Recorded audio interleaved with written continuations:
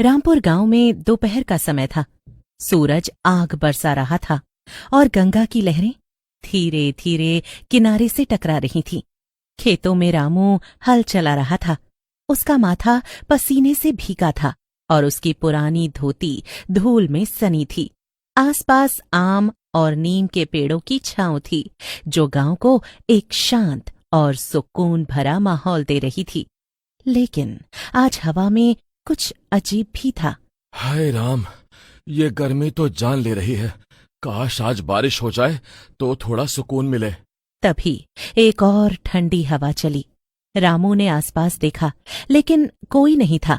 उसे लगा जैसे कोई उसकी ओर देख रहा हो। उसने हल रोककर आसमान की ओर देखा। बादल तो कहीं नहीं थे। फिर ये ठंडक कहाँ से आई? लगता है गर्मी ने दिमाग हिला दिया। तभी दूर से उसकी छोटी बहन राधा भागती हुई आई और चेहरा डर से सफेद पड़ गया था।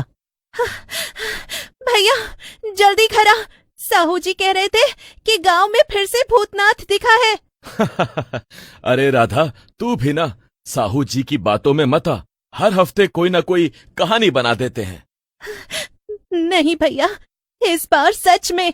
बंशी काका कह रहे थे कि कल रात गंगा किनारे एक सफेद साया देखा। उनकी बकरी डर के मारे भाग गई और अब तक नहीं मिली। अच्छा, बंशी काका की बकरी तो वैसे भी भागती रहती है, लेकिन अगर साहू जी और काका दोनों कह रहे हैं तो कुछ तो बात होगी। रामू ने हल को एक तरफ रखा और राधा के साथ गांव की ओर चल पड़ा। रामपुर में भूतनाथ की कहानियां कई पीढ़ियों से चली आ रही थीं। कहते थे कि भूतनाथ एक योद्धा था जो 200 साल पहले गांव को लुटेरों से बचाते हुए मर गया था। उसकी आत्मा गंगा किनारे रहती थी और गांव की रक्षा करती थी।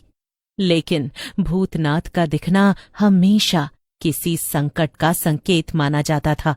गांव के चौपाल पर साहू जी की दुकान थी, जहां लोग गपशप के लिए इकट्ठा होते थे। रामू और राधा वहां पहुंचे, जहां साहू जी अपनी कहानी को और मसालेदार बनाकर सुना रहे थे। अरे रामू, तूने सुना? भूतनाथ का साया गंगा किनारे देखा गया, लंबा, सफेद कपड़ों में और आंखों में आग। बंशी काका तो कह रहे थे कि गंगा का पानी भी गंदला हो गया है। हाँ, साहू जी, और डराओ मत।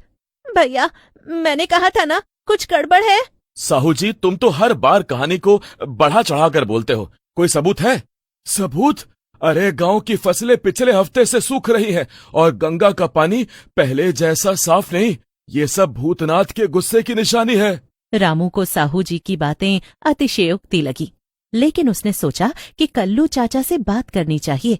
कल्लू चाचा गांव के सबसे बुजुर्ग और भूत प्रेत की कहानियों के जानकार थे।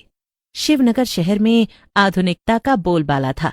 गगनचुंबी इमारतें, चमचमाती गाड़ियां और रंग बिरंगी लाइटें शहर को रात में भी जगमगाए रखती थीं।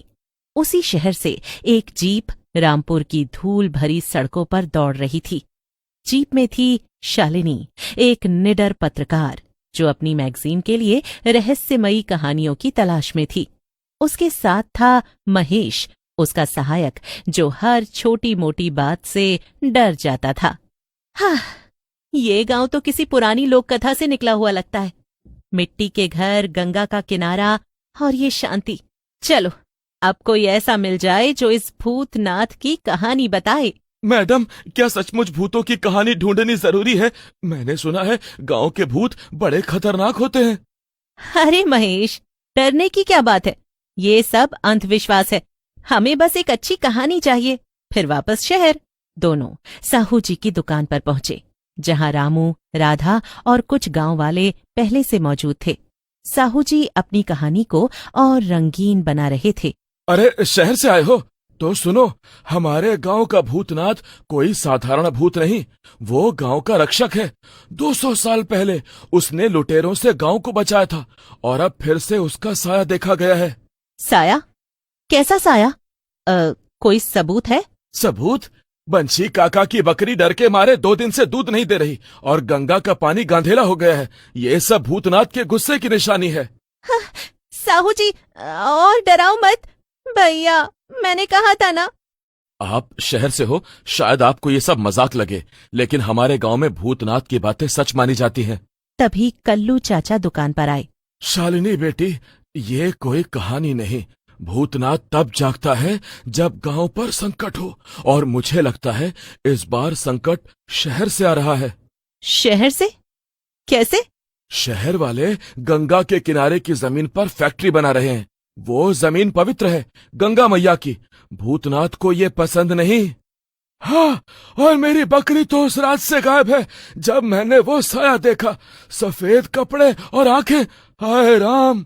शालिनी को बात कुछ अजीब लगी, लेकिन उसने सोचा कि इसमें एक अच्छी कहानी छिपी हो सकती है। उसने रामू और राधा से मदद मांगी और तय हुआ कि वो गंगा किनारे जाकर भूतनाथ की सच्चाई जानने की कोशिश करेंगे। शालिनी और महेश अगले दिन शिवनगर वापस लौटे। शालिनी को पता चला कि शहर में एक पुरानी फैक्ट्री है जो अब खंडहर हो चुकी है। वहां भूत की अफवाहें थीं। शालिनी ने सोचा कि गांव और शहर की कहानियों में कोई कनेक्शन हो सकता है। ये जगह तो सचमुच डरावनी है। टूटी फूटी मशीनें, अंधेरा और ये सन्नाटा। महेश, कैमरा चालू रखो, हमें कुछ न कुछ तो मिलेगा यहां से। मैडम, मुझे लग रहा है कोई हमें देख रहा है, जल्दी करो ना। फैक्ट्री के अंदर धूल भरी मशीनें और टूटी खिड़कियां थीं।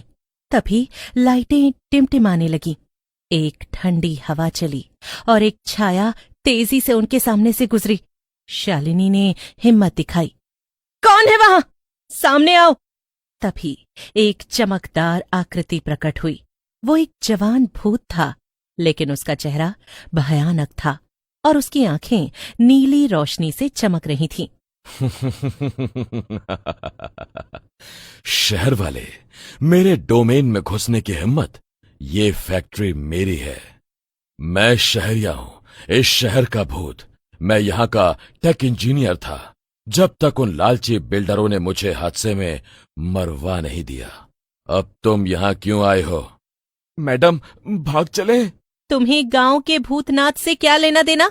और ये जमीन का क्या मसला है? शालिनी को समझ आया कि शहरिया और भूतनाथ के बीच टकराव है। शहरिया ने बताया कि वो एक टेक कंपनी में काम करता था और एक हादसे में उसकी मौत हो गई। अब वो शहर की आत्मा बन गया है और बिल्डरों की मदद कर रहा है, जो गंगा किनारे की पवित्र जमीन पर कब्जा करना चाहते हैं। लेकिन भूतनाथ का गुस्सा उसे रोक रहा था। तुम और भूतनाथ अगर लड़ते रहे तो गांव और शहर दोनों तबाह हो जाएंगे। क्या इस लड़ाई को सुलझाने का कोई रास्ता नहीं? रास्ता भूतनाथ को हटाना होगा। मैं उसे चुनौती देता हूँ। रामपुर में रामू, राधा, शालिनी और महेश ने कल्लू चाचा के साथ मिलकर एक योजना बनाई। वो गंगा किनारे एक पूजा करेंगे जिसमें भूतनाथ को बुलाया जाएगा। गंगा की लहरें तेज होने लगी। एक धुंधली आकृति नदी से बाहर निकली।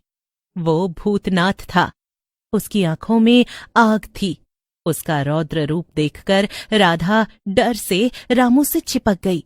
हाँ, मेरे पास एक प्रोजेक्टर है जिससे लाइट शो बनाया जा सकता है। योजना बन गई।